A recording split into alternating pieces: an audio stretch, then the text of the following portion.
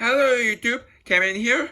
I'm back with another recent purchases video, and let's get started. It's mostly bottles, but there's some other stuff too. First, there's this Chinese cholera cure. This is the wrapper that goes around it. It was still inside its original wrapper, and it dates to the 1920s. I bought this on eBay. The 1920s, I have to be very gentle with it. Cholera cure from China during a cholera epidemic. For some reason, it has some English on it though, but that's cool. Look. For any color, maybe it was exported too.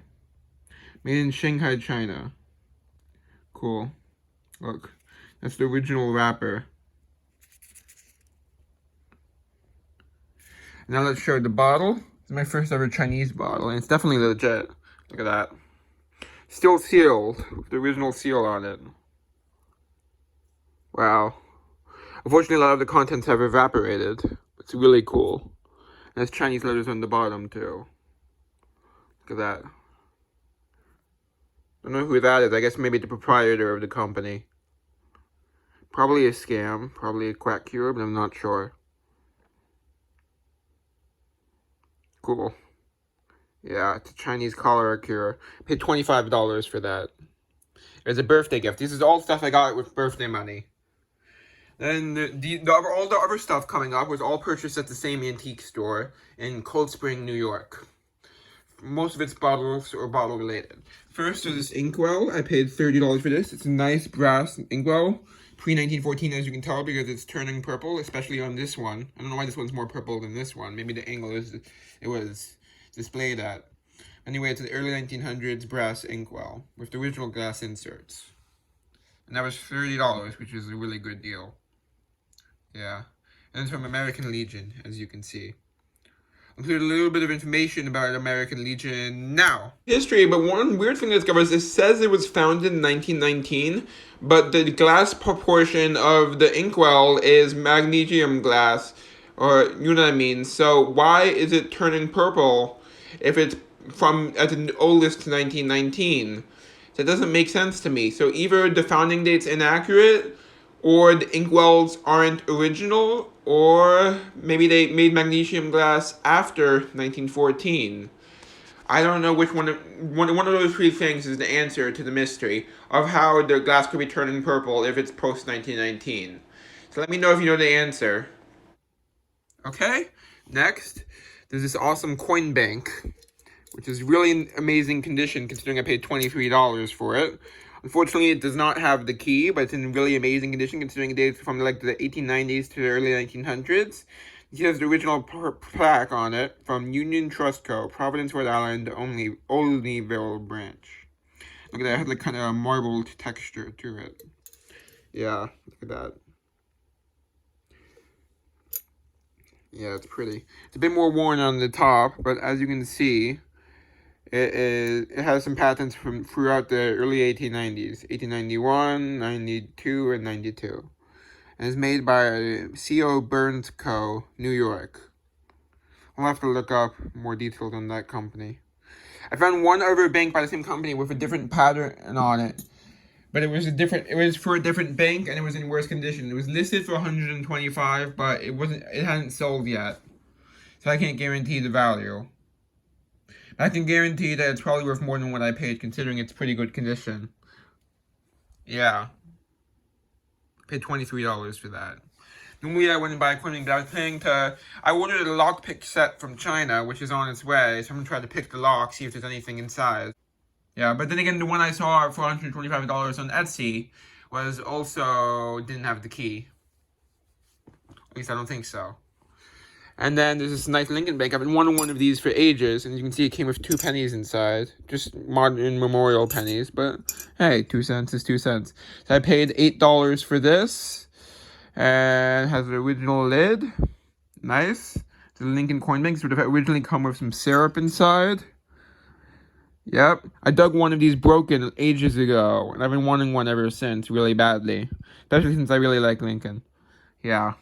I waited long enough to try to dig one myself, and it didn't happen. You know, I might eventually. Hopefully I will eventually, but for now, I've got this one. And it was $8, so it's a good deal. I think it's worth, I don't know exactly, it's not worth that much more than that, but it's still a really cool bottle. The one bottle I regret not buying, but it's too late now. Okay, let's keep going.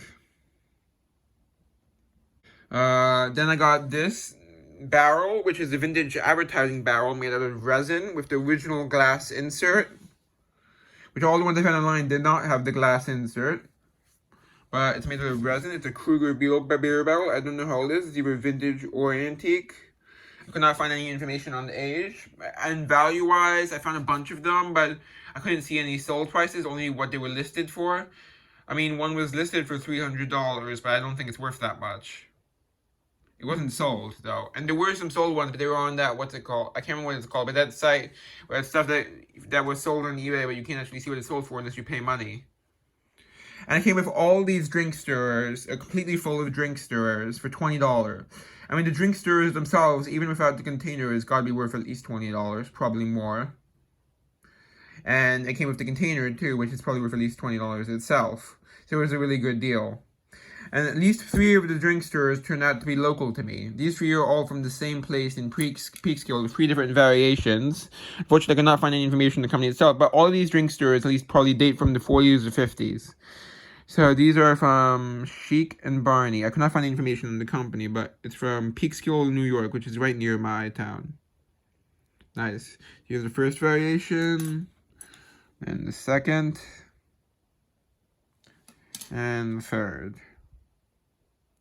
And now I'll go through these and show the highlights. I'll be right back. Okay, I'm back with a review of the Swizzle Sticks. I went through them, did a bit of research, and now I'll try them. First, there's these. There's a whole bunch that we're going to go through. First, there's this Seagram's Ancient Bottle Gin. Yep, pretty cool design, actually. Yeah, probably not very rare, but still pretty cool. Then there's Eden Row, which is a hotel in Miami. I mean, Eden Rock, which is a hotel in Miami. Yep. Then Pan Am. I dug a few different colors. I mean, not dug. Why did I say dug? Sorry, I normally film piloting videos, so I said dug. I got a few different colors. I got 2 different colors of these. I also got a blue one. Yeah. Then there's this Hollywood Cafe, Brewster, New York. Jim's Cocktail Bar, Elmsford. Ah, there have been a few. Then Princess in Bermuda. I got 3 of those. These are the doubles over here. Then Fort Magruder Inn, Williamsburg, Virginia. These are all dated from like the 40s or 50s. Roseland Route 9W, Tompkins Cove, New York. So all Westchester pretty much, or at least mostly Westchester. Not all Westchester, there's some New York City, and there's some like foreign, like Bermuda mainly. And yeah, here's what I think may be the best one, or at least it's one of the coolest ones. It's a Seagram's 7 brown blender. And it's made in the shape of an icicle, and it's transparent. This is probably the coolest one, at least in terms of design. Then there's Kitchewan Tavern, Pleasing Libations. I looked up where that was. I can't remember though. Oh yeah, it was Yonkers, New York. I remember now. That was the local Native American tribe, Kitchewan, for where I live too. And the Links, which I'm guessing is some sort of golf course. Porto Call, Tierra Verde, Florida. And here's an interesting one. It's called Antique Bar, Cold Spring, New York. It's interesting because I guess the antique industry, because there's a lot of antique stores in Cold Spring, I guess that's been popular for a long time. And here's a baseball player one. It is Dugout Restaurant, Mayor Pack, New York.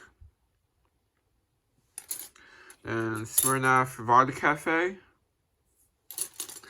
The World Agrees on Gilby's Please. That's alcohol advertising. Hotel Dixie, New York. Plantation Inn and Lounge. That's kind of problematic, but oh well. What can you do? It was the 50s. Then Pan Am. This one's probably a bit newer, by the way. This looks more like 60s.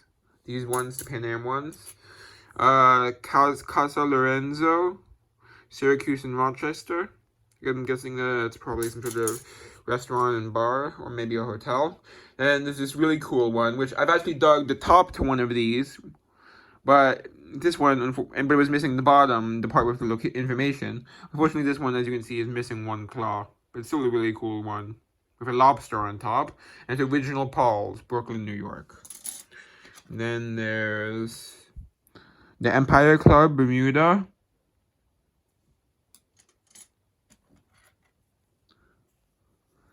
Then there's, this is probably the rarest one, even though it's not necessarily the best one, BPOE,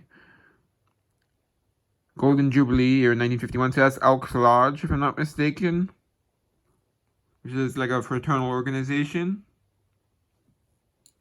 Then Kitty Bar, I got 3 of these. Kitty Bar, LaGuardia Airport.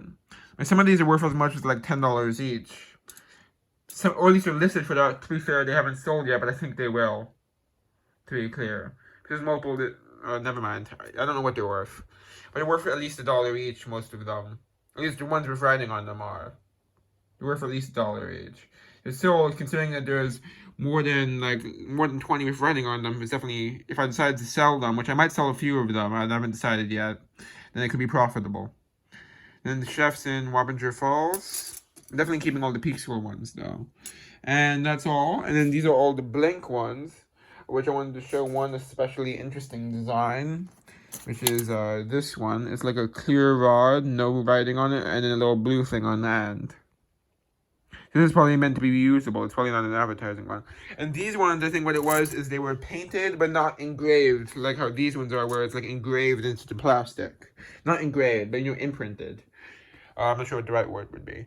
But anyway, I think that's what these ones were. They were painted rather than imprinted and painted, which is what most of these are.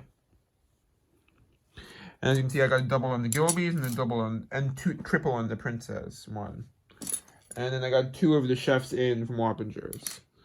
And yeah, here's the Kruger, and now you can see the original glass insert here. At least I assume it's original. It's pretty wedged in there. Or at least it's been in there since it was new.